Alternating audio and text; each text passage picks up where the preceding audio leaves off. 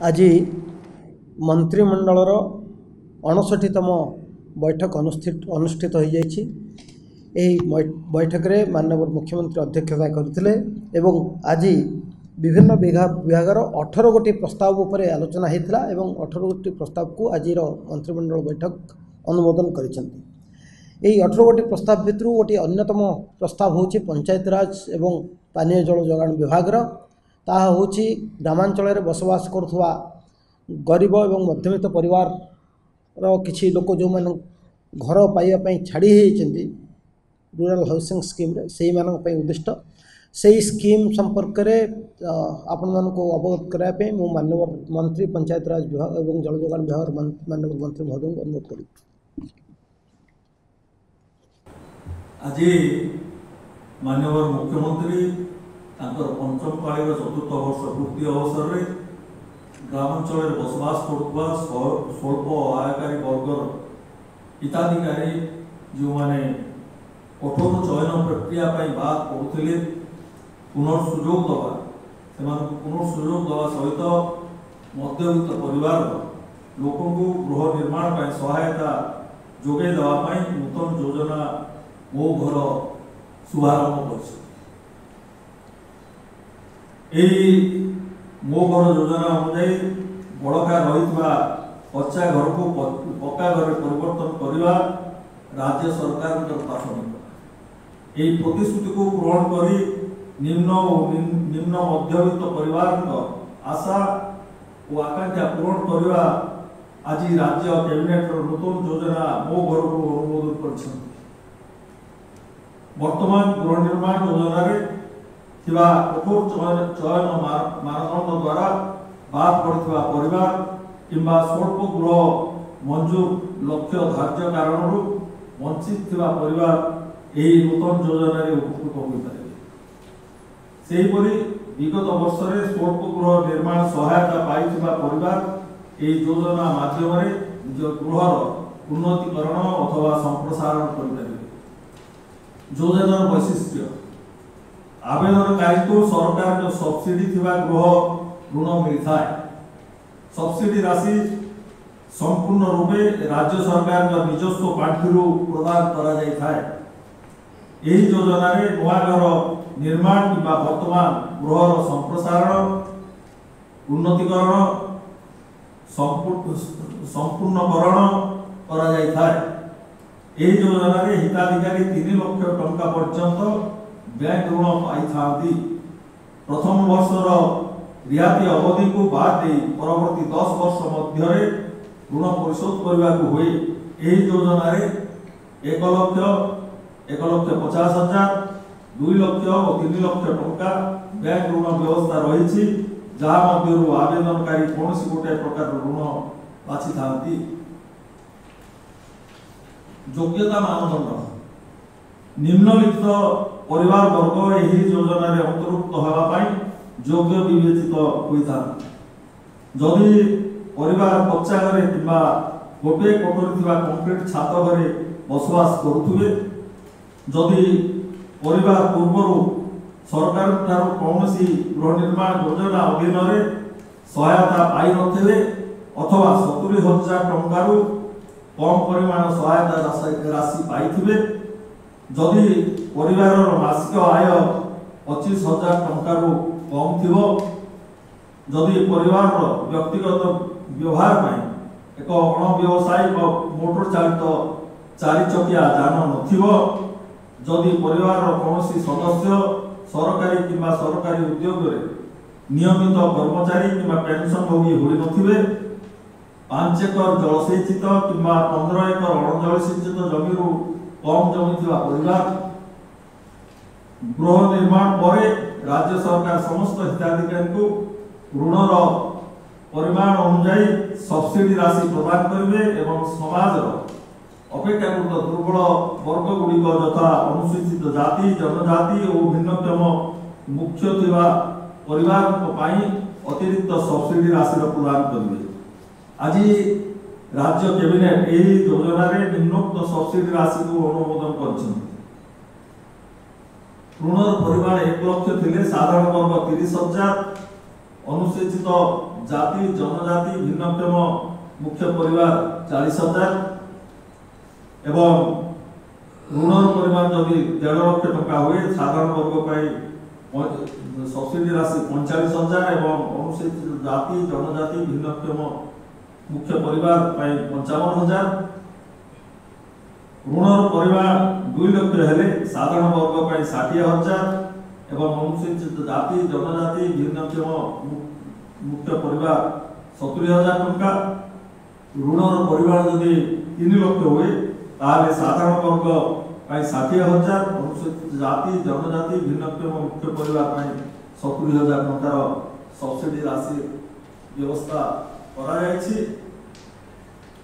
हिताधिकारी ऋण खाता को दिया जाइथिबा ई सब्सिडी समानकर ऋण परिशोध बाबद मासिक किस्ती ईएमआई रे उल्लेखनीय ह्रास घटाइबो एवं ऋण परिमाण को अधिक सुगम करिपारिबो। बैंक पक्षरु हिताधिकारी ठारू ऋण मंजूर पाई कोनोसी प्रक्रियाकरण देय आदाय कराइबो नाही।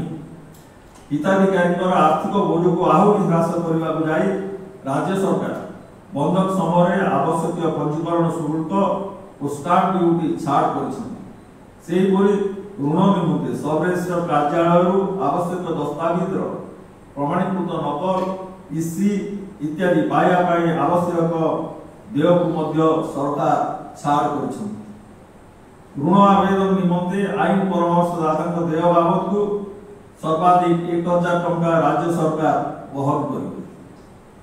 यही योजना रे पूर्व पाई नथिबा योग्य हिताधिकारी को शौचालय निर्माण विद्युत जोगाण और पानीय जल इत्यादि अन्य योजना रे मध्य शामिल करा योजनार कार्यकारिता। यही योजना रे आवेदन ग्रहण करबा निमंते एक निर्दिष्ट वेबसाइट .odisha गवर्नमेंट इन मो घर कार्यक्रम करा जायछि। एही वेबसाइट माध्यम रे ऋण आवेदन दरखास्त एवं परिचालन करा जाय पारिबो। ऋण पाइबा इच्छुक व्यक्ति को आवेदन करबा पूर्व एही वेबसाइट रे प्रथमे पंजीकरण करबा को पड़िबो जहा ओटीपी माध्यम रे वैध होइथाय। आसंता जून मास 16 तारिख रु आवेदन ग्रहण करा जिवो। आवेदनकारी निजे किंबा मो सेवा केंद्र माध्यम रे आवेदन दरखास्त पूरण करि परिबे। आवेदन पत्र दाखल समय आवेदनकारी को पासपोर्ट आकार photo Aadhaar card KYC document voter ID PAN card job card driving licence जमी रेकर्ड इत्यादि प्रमाण पत्र भिन्नक्षम प्रमाण पत्र आय प्रमाण पत्र इत्यादि कागजात संलग्न करा जाय था। आवेदनकारी ऋण परिमाण अंततः 10% अर्थ राशि मार्जिन मनी हिसाब रे विनियोग करी। एही सर्वनिम्न अर्थ मार्जिन मनी को आवेदनकारी श्रमदान गृह निर्माण सामग्री क्रय किंबा अर्थ आकार रे विनियोग करि। गृह निर्माण करा जाउथिबा जमीन सत्व सठिक थाई स्थितिवान वर्गर और घरबारी किसम होइथिबा आवश्यक। एही जमी को आवेदनकारी को सब रजिस्ट्रार कार्यालय रे ऋण परिशोध पर्यंत बंधक सूत्र रे पंजीकरण करबा को हुए। गृह निर्माण स्तर अनुसार ऋण परिमाण 2 रु 3 पर्याय रे प्रदान करा जाय थाए। हिताधिकारी इच्छा करे 10 वर्ष पूर्व मध्य ऋण परिशोध करि पारिबे एवं मासिक किस्ती राशिर परिमाण वृद्धि करि पारिबे। बैंक हिताधिकारी ठारू प्राक ऋण परिशोध बाबद कौनसी जरिमाना अर्थ आदाय करा जाय पारिबो नाही। तेणु ए समस्त प्रक्रिया भितर आज मो घर योजना माननीय मुख्यमंत्री लॉन्च करछथि जहा कि आमर निम्न वर्गर तथा मध्यवित्त वर्गर लोक को संपूर्ण सहायता जोगाई। धन्यवाद सर। आज 18टी प्रस्ताव भितर माननीय मंत्री महोदय गोटे प्रस्ताव मो घर योजना जोटा को राज्य कैबिनेट आज अनुमोदन कर संपर्क में विस्तृत भाव में जनइले। तेबे मु वर्तमान अन्य 17टी प्रस्ताव उपरे आलोकपात करी। प्रथम गोटे हूँ उच्च शिक्षा विभाग बेसरकारी महाविद्यालय कनिष्ठ महाविद्यालय उच्च माध्यमिक विद्यालय अनुदान नियम 2008 रे गोटे संशोधन प्रस्ताव को आज राज्य सरकार राज्य कैबिनेट अनुमोदन करिसेंती। 2008 रो एई अनुदान अधिनियम रे शिक्षक और अणशिक्षक पदवीर विचार योग्यता सेमानर कार्यभार और मानदंड उपरे साधारणतः निर्धारण करा जाय थाए। अनुदान नियम उपस्थापना समय रे उक्त मानदंड रे पाठागार और ग्रंथागार परिचारक पदवी आगुरु अंतर्भुक्त होई नथिला। ग्रंथागार परिचारक संघ अनुदान नियम 2008 रे सेमानक पदवीटी को मानदंड रे अंतर्भुक्त करने निमंते बारंबार दाबी करुथिले। ए संपर्क रे विस्तृत आलोचना पर 350 छात्र संख्यार ऊर्ध्व थिबा बेसरकारी महाविद्यालय जूनियर कॉलेजेस एवं उच्च माध्यमिक विद्यालय मानकर ग्रंथागार परिचारक पदवी को 2008 अनुदान नीतिर मानदंड परिसरभुक्त करने को आज राज्य कैबिनेट अनुमोदन देइछंती। एणु ओडिशा बेसरकारी महाविद्यालय कनिष्ठ महाविद्यालय एवं उच्च माध्यमिक विद्यालय अनुदान नियम 2008 रो परिशिष्ट 2 रो अनुच्छेद 5 पर एक नूतन धारा भर्ती करने निमंते संशोधन करने को आज राज्य कैबिनेट निष्पत्ति नहीं। या द्वारा यही अनुष्ठान गुड़िकर लाइब्रेरियन माने एथिरे सुविधा पाइबे। आउ गोटे बड़ निष्पत्ति आज वीर सुरेंद्र साय वैषयिक विश्वविद्यालय रूपांतर निमंते राज्य कैबिनेट तार इंस्टीट्यूट डेवलपमेंट प्लान जहाँ जो 2000 कोटी टंका खर्च हम यही इंस्टीट्यूट डेवलपमेंट प्लान को आज कैबिनेट मंजूरी देइछंती। यही इंस्टीट्यूट डेवलपमेंट प्लान जोटा 2000 कोटी टंका व्यय करा जीवो यही कार्यकारी हवा द्वारा वीर सुरेंद्र साय वैषयिक विश्वविद्यालय अनेक मल्टी डिसिप्लिनरी टीचिंग एवं रिसर्च पाठ्यक्रम उपस्थापन करा जाय परिबो एवं गोटे पटे एकाडेमिक आउ गोटे पटे अनुसंधान संप्रदाय एवं अन्य पटे शिल्प मध्य सहयोग और पारस्परिक संपर्क वृद्धि पई एही केंद्र यह एक केंद्र भाव कार्य करिवो। आज कैबिनेट 2000 कोटी टंकार व्ययर इंस्टीट्यूट डेवलपमेंट प्लान जोटा कि वीर सुरेंद्र साय वैषयिक विश्वविद्यालय रूपांतर निमंते उद्दिष्ट ताकू आज मंजूर देइछन्ति। अबकारी विभाग गोटे प्रस्ताव थिला छोटिया प्रस्ताव जो आम अबकारी विभाग जो कार्यधारा को आहरी दक्ष एवं स्वच्छ करने 5टी पदक्षेप अनुसार आज अबकारी विभाग अबकारी कनेस्टेबल पदवी को जिला स्तर परिवर्ते ताकू डिविजनल स्तर करने निष्पत्ति नहीं। से सहकारी अबकारी उपनिरीक्षक पदवी को जिला स्तर परिवर्ते ताकू से EI एंड EB यूनिट स्तर राज्य स्तर को रूपांतरित करने को राज्य कैबिनेट अनुमोदन देइछन्ति। आज ओडिया भाषा साहित्य और संस्कृति विभाग तरफ 2टी प्रस्ताव मंत्रिमंडल सम्मुख में उपस्थापन करा जायथिला। गोटे हूँ जिगाटो नामक हिंदी चलचित्र को करमुक्त करने आज राज्य सरकार राज्य कैबिनेट निष्पत्ति नहीं।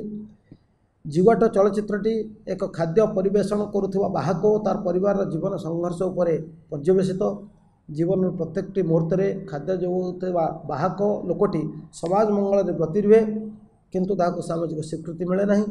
सांप्रतिक परिस्थिति अतिमात्रार व्यस्त समाज अवहेला और गुरुत्वहीन भाव द्वारा उक्त कर्तव्यरत व्यक्ति और तार परिवार वर्ग अंधकार को किपर ठेली होती चलचित्र माध्यम प्रदर्शित होती। यही चलचित्रटी को करमुक्त करने विभाग तरफ जो प्रस्ताव उपस्थापन कर राज्य मंत्रिमंडल अनुमोदन करिसेहीपरि ओडिया चलचित्र डेलीवरी बॉय जहाँ ଏହି ଖାଦ୍ୟ ପରିବେଷଣ କରୁଥିବା ବାହକ ତାଙ୍କ ସଡ଼କ ସୁରକ୍ଷା ସଚେତନତା ଉପରେ ପର୍ଯ୍ୟବେସିତ ଅଛି। ଏହି ଫିଲ୍ମଟିକୁ ମଧ୍ୟ କରମୁକ୍ତ କରିବା ପାଇଁ ରାଜ୍ୟ ମନ୍ତ୍ରିମଣ୍ଡଳ ନିଷ୍ପତ୍ତି ନେଇଛନ୍ତି। କୃଷି ଏବଂ କୃଷକ ସଶକ୍ତିକରଣ ବିଭାଗ ତରଫରୁ ଆଜି ଗୋଟିଏ ଜଳକ୍ଲିଷ୍ଟ ଅଞ୍ଚଳରେ ଭୂତଳ ଜଳର ପୋଷଣୀୟ ବିନିଯୋଗ ଯୋଜନା ପାଇଁ ଯୋଜନା ଉପସ୍ଥାପନ କରିଥିଲେ ରାଜ୍ୟ ମନ୍ତ୍ରିମଣ୍ଡଳ ସମ୍ମୁଖରେ। ତାକୁ ରାଜ୍ୟ କ୍ୟାବିନେଟ୍ ଆଜି 364.40 କୋଟି ଟଙ୍କାର ଏହି ପ୍ରକଳ୍ପକୁ, ଯାହାକି ଆଗାମୀ 2022-23ରୁ 2024-25 ପର୍ଯ୍ୟନ୍ତ 3 ବର୍ଷରେ ଏହି କାର୍ଯ୍ୟକ୍ରମଟିକୁ ଟେକଅପ୍ କରାଯିବ, ତାକୁ ଆଜି ରାଜ୍ୟ ମନ୍ତ୍ରିମଣ୍ଡଳ ତାକୁ ଅନୁମୋଦନ କରିଛନ୍ତି। ଏଥିରେ କ୍ଲଷ୍ଟର ଭିତ୍ତିରେ ଅଗଭୀର ନଳକୂପ ସ୍ଥାପନ କରାଯାଇ ବୈକଳ୍ପିକ ଓ ନିର୍ଭରଯୋଗ୍ୟ ଜଳ ଉତ୍ସ ସୃଷ୍ଟି କରାଯିବ, ଯାହାଫଳରେ ବୃଷ୍ଟି ମାନେ ଯେଉଁଠି ଜଳକ୍ଲିଷ୍ଟ ଅଞ୍ଚଳ ଅଛି ସେ ଅଞ୍ଚଳରେ ମରୁଡ଼ି ପରିସ୍ଥିତିରେ ଖରିଫ ଚାଷକୁ ଅନୁରୂପ ଜଳସେଚନର ସୁବିଧା ଯୋଗାଇ ଦିଆଯିବ ଏବଂ ରବି ଚାଷକୁ ନିଶ୍ଚିନ୍ତ କରିବା ପାଇଁ ଏହି କାର୍ଯ୍ୟକ୍ରମକୁ ଆଜି ରାଜ୍ୟ କ୍ୟାବିନେଟ୍ ଅନୁମୋଦନ ଦେଇଛନ୍ତି।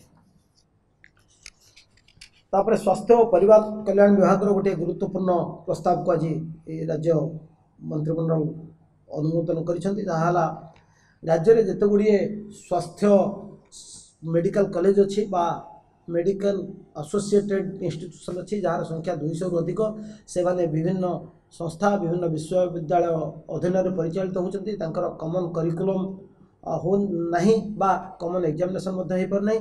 ତେଣୁ ତାକୁ ସୁସଂଗଠିତ ଭାବରେ ବ୍ୟବସ୍ଥିତ ଭାବରେ କରିବା ପାଇଁ ଆଜି ରାଜ୍ୟ କ୍ୟାବିନେଟ୍ ଓଡ଼ିଶା ସ୍ୱାସ୍ଥ୍ୟ ବିଜ୍ଞାନ ବିଶ୍ୱବିଦ୍ୟାଳୟ ନାମରେ ଏକ ଅନୁବନ୍ଧିତ ବିଶ୍ୱବିଦ୍ୟାଳୟ ପ୍ରତିଷ୍ଠା ଓ ତାକୁ ଅନ୍ତର୍ଭୁକ୍ତ କରିବାର ଆବଶ୍ୟକ ଅନୁଭବ କରି ଯେଉଁଥିରେ ମେଡ଼ିକାଲ ଏବଂ ସହଯୋଗୀ ସ୍ୱାସ୍ଥ୍ୟ ଶିକ୍ଷା ଏବଂ ଅନୁସନ୍ଧାନ କ୍ଷେତ୍ର ହେବ ତାକୁ ନିଷ୍ପତ୍ତି କରାଯାଇଛି କରିବା ପାଇଁ ଏହି ଓଡ଼ିଶା ସ୍ୱାସ୍ଥ୍ୟ ବିଜ୍ଞାନ ବିଶ୍ୱବିଦ୍ୟାଳୟ ପାଇଁ ଆଗାମୀ 5 ବର୍ଷରେ 330.17 କୋଟି ଟଙ୍କା ବ୍ୟୟ କରାଯିବ, ଯେଉଁଥିରେ ରେକରିଂ ଏକ୍ସପେଣ୍ଡିଚର ପାଇଁ 100.75 ଲକ୍ଷ ଏବଂ ଅଣ ରେକରିଂ କ୍ୟାପିଟାଲ ଆସେଟ୍ କ୍ରିଏସନ୍ ପାଇଁ 229.42 କୋଟି, ଏମିତି ଟୋଟାଲ 5 ବର୍ଷ ପାଇଁ 330.17 କୋଟି ଟଙ୍କା ବ୍ୟୟ ଅଟକଳକୁ ମନ୍ତ୍ରିମଣ୍ଡଳ ଆଜି ଅନୁମୋଦନ କରିଛନ୍ତି।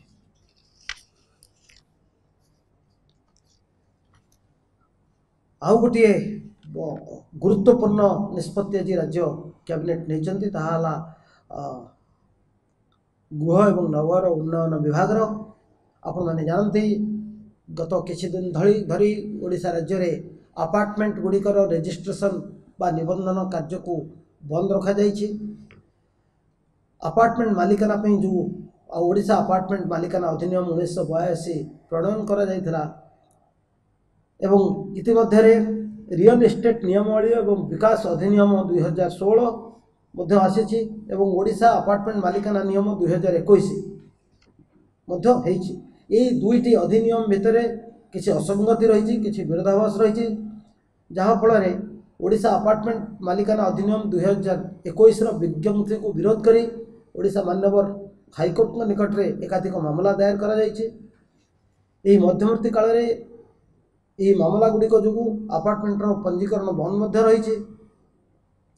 ପୁନଶ୍ଚ ଆପାର୍ଟମେଣ୍ଟ ଗୁଡ଼ିକର ଉତ୍ତମ ପରିଚାଳନା ନିମନ୍ତେ ପ୍ରଚଳିତ ଆଇନର ବିଭିନ୍ନ ବ୍ୟବସ୍ଥାରେ ବିବିଧ ସଂଶୋଧନ ଏବଂ ବିଭିନ୍ନ ଧାରାଗୁଡ଼ିକର ସଂଯୋଗ ଓ ପରିବର୍ତ୍ତନ କରିବାର ଆବଶ୍ୟକତା ମଧ୍ୟ ବିବେଚନା କରାଯାଇଛି।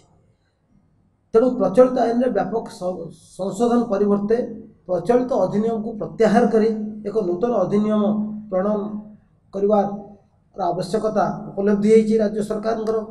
ତଦନୁସାରେ ଓଡ଼ିଶା ଆପାର୍ଟମେଣ୍ଟ ମାଲିକାନା ଅଧିନିୟମ 1982 ପ୍ରତ୍ୟାହାର କରିବା ପ୍ରସ୍ତାବକୁ ବିଚାରକୁ ନେଇ ଏକ ନୂତନ ଅଧିନିୟମ ପ୍ରଣୟନ କରିବାକୁ ପ୍ରସ୍ତାବ ଦିଆଯାଇଛି। ଯେହେତୁ ବିଧାନସଭାରେ କୌଣସି ଅଧିବେଶନ ବର୍ତ୍ତମାନ କାର୍ଯ୍ୟକାରୀ ହେଉନାହିଁ, ନୂତନ ଅଧିନିୟମ ଓଡ଼ିଶା ଆପାର୍ଟମେଣ୍ଟ ମାଲିକାନା ଏବଂ ପରିଚାଳନା ଅଧ୍ୟାଦେଶ 2023 ଜରିଆରେ ପ୍ରଣୟନ ନିମନ୍ତେ ରାଜ୍ୟ କ୍ୟାବିନେଟ୍ ଆଜି ପ୍ରସ୍ତାବକୁ ଅନୁମୋଦନ କରିଛନ୍ତି। ପଞ୍ଚାୟତିରାଜ ଏବଂ ପାନୀୟ ଜଳ ବିଭାଗ ତରଫରୁ ଆଜି 4 ଗୋଟି ପାନୀୟ ଜଳ ଯୋଗାଣ ପ୍ରକଳ୍ପକୁ ରାଜ୍ୟ କ୍ୟାବିନେଟ୍ 4 ଗୋଟି ପ୍ରସ୍ତାବକୁ ମଞ୍ଜୁରୀ ଦେଇଛନ୍ତି। ଯେଉଁ ପ୍ରସ୍ତାବ ଯୋଗୁଁ ଏହି 4 ଗୋଟି ପ୍ରସ୍ତାବ ଦ୍ୱାରା राज्यर विभिन्न जिलार 13 लक्षरू ऊर्ध्व जनसाधारण घरे पानी जोगाइवा व्यवस्था करा जायछि एवं एथिरे 2300 कोटी टंका व्यय करा जिवो। प्रथम प्रकल्पटी होछि बलांगीर जिलार 4 गोटी ग्राम्य पानीय जल जोगाण को ईपीसी टेंडर माध्यम करा जिवा पई लक्ष्य रखा जायछि। एथिरे बलांगीर जिलार 3 गोटी ब्लॉक अधीन 29 ग्राम पंचायत 140 गाँव में बसवास करथिबा पाखापाखि 90,000 रु अधिक जनसाधारण को निरापद पानीय जल जोगाई दिया। एथिरे पाटनागढ़ ब्लॉक 9टी ग्राम पंचायत 27 गाँव, गुडभेला ब्लॉक अधीन 13टी ग्राम पंचायत 80 गाँव और मुरीबाल ब्लॉक अधीन 7टी ग्राम पंचायत 33 गाँव यही टोटाल 3टी ब्लॉक में 90,308 जनसाधारण को पानी निरापद पानीय जल जोगाण देवाई जो प्रकल्प होती तार ईपीसी टेंडर को राज्य सरकार अनुमोदन कर 5 वर्ष 235 कोटी 53 लक्ष 1 टंकार सर्वनिम्न टेंडर को राज्य मंत्रिमंडल आज अनुमोदन कर प्रकल्पटी 24 मास समय सीमा मध्य कार्यकारी करने लक्ष्य धार्य कर। द्वितीय प्रकल्पटी हूँ गजपति जिलार 2टी ब्लॉक रे 37टी ग्राम पंचायत 346 गाँव बसवास करथुवा पाखापाखि 1,32,000 जनसाधारण को निरापद पानीय जल जोगाई देवार व्यवस्था करा जिवो। एथिरु गुमा ब्लॉक अधीन 16टी ग्राम पंचायत 156टी गाँव 59,000 लोक, रायगढ़ ब्लॉक 21टी ग्राम पंचायत पाखापाखि 190टी गाँव में 73,000 पाखापाखि लोक पानी जल प्रकल्प द्वारा उपकृत हुए। यही जो प्रकल्पटी मेगा ड्रिंकिंग वाटर प्रोजेक्ट जो ईपीसी टेंडर आह्वान कर तार सर्वनिम्न निविदा 379 कोटी 70 लक्ष 18,000 टंकार आर सर्वनिम्न निविदा को आज राज्य सरकार अनुमोदन कर प्रकल्पटी को 24 मासर समय सीमा मध्य संपन्न करने लक्ष्य धार्य कर। गोटे बड़ धरण ईपीसी प्रकल्प जोटा कि गंजाम जिलार 12 गोटी ब्लॉक अधीन 228टी ग्राम पंचायत अंतर्गत 770टी गाँव में बसवास करथुवा पाखापाखि 10 लक्ष जनसाधारण को निरापद पानीय जल जोगाई देवाई एक मेगा ड्रिंकिंग वाटर प्रोजेक्ट को ईपीसी टेंडर आह्वान करा जायतिला। यही प्रकल्प फल कविसूर्यनगर ब्लॉक 17टी ग्राम पंचायत 41टी गाँव, आस्का ब्लॉक 22टी ग्राम पंचायत 45टी गाँव, सोरडा ब्लॉक 23टी ग्राम पंचायत 120टी गाँव, धराकोट ब्लॉक अधीन 20टी ग्राम पंचायत 100टी गाँव, पुरुषोत्तमपुर ब्लॉक 19टी ग्राम पंचायत 43टी गाँव, पोलसरा ब्लॉक 22टी ग्राम पंचायत 55टी गाँव, जगन्नाथ प्रसाद ब्लॉक 24टी ग्राम पंचायत 86टी गाँव, भंजनगर ब्लॉक 23टी ग्राम पंचायत 88टी गाँव, बेलगुंठा ब्लॉक 18टी ग्राम पंचायत 63टी गाँव, बुगुड़ा ब्लॉक 18टी ग्राम पंचायत 44टी गाँव, बेगुनियापड़ा ब्लॉक 19टी ग्राम पंचायत 59टी गाँव एवं गंजाम ब्लॉक 3टी ग्राम पंचायत अंतर्गत 26टी गाँव यही प्रकल्प को कार्यकारी कर प्रकल्प टी जो ईपीसी टेंडर आह्वान कर सर्वनिम्न निविदा एल&टी लिमिटेड को 1,501 कोटी 91 लक्ष 20,000 1 टंकार सर्वनिम्न टेंडर को आज राज्य मंत्रिमंडल अनुमोदन कर प्रकल्पटी को 24 मास समय सीमा मध्य कार्यकारी करने लक्ष्य रखा यह द्वारा गंजाम जिले में 12टी ब्लॉक 228टी ग्राम पंचायत 770टी गाँव में पाखापाखि 10 लक्ष जनसाधारण को निरापद पानीय जल मिल पार। शेष प्रकल्पटी पानीय जल संबंधी प्रकल्पटी हूँ बलांगीर जिलार 2 गोटी पानीय जल जोगाण प्रकल्प को ईपीसी टेंडर माध्यम कार्यकारी करने टेंडर आह्वान कर टिटलागढ़ ब्लॉक अधीन 16टी पंचायत 22टी गाँव में बसवास कर 71 1392 जन जनसाधारण को निरापद पानीय जल जोगाई देवाई टेंडर आह्वान कर टेंडर सर्वनिम्न tender mega engineering infrastructure limited Hyderabad को 187 कोटी 50 लाख टंकार सर्वनिम्न टेंडर को आज राज्य मंत्रिमंडल अनुमोदन कर प्रकल्पटी 24 मास समय सीमा मध्य कार्यकारी करने लक्ष्य रखा जाइए। रेवेन्यू एवं डिजास्टर मैनेजमेंट राजस्व विपर्य परिचालना विभाग तरफ आज गोटे प्रस्ताव थिला। आपण जानते भुवनेश्वर ठारे बागची श्री शंकर कर्कट केंद्र एवं गवेषणा प्रतिष्ठान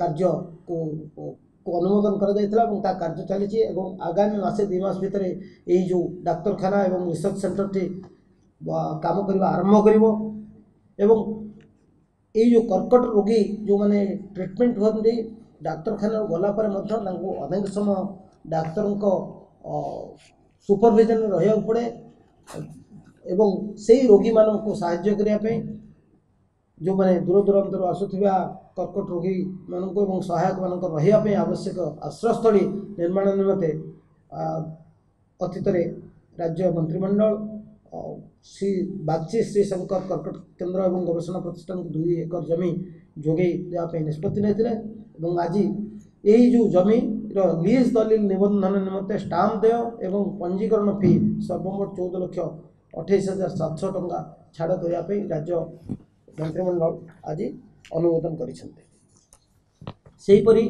राजस्व विपर्य परिचालन विभाग आउ एक गुरुत्वपूर्ण प्रस्ताव आज राज्य मंत्रिमंडल अनुमोदन करछंती।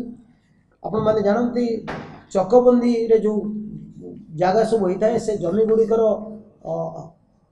फर्दर सब डिविजन बा ताकू छोट करवा भाग करवा एवं छोट छोट भाग करी बिक्री करवा नियम विरुद्ध थिला।